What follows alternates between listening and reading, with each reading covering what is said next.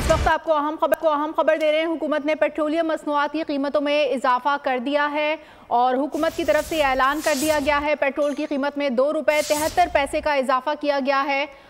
Petrol की कीमत में ₹2.73 का इजाफा कर दिया गया है। हुकूमत ने पेट्रोलियम मसनूआत की कीमतों में इजाफा कर दिया है और आपको बताते चलें कि डीजल की कीमत में ₹8.37 का इजाफा कर दिया है। मज़ीद तफसीलात जानते हैं बोल न्यूज़ के नुमाइंदे उमर हयात खान से। जी उमर हयात।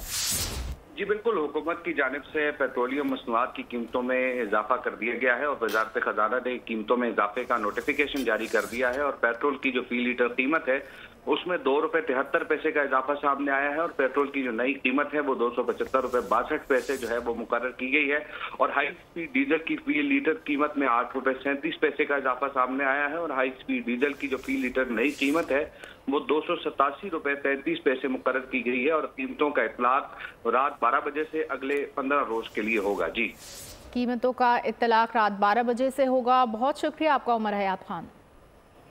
पेट्रोल की कीमत में ₹2.73 का इजाफा कर दिया है जबकि डीजल ₹8.37 महंगा हो गया है।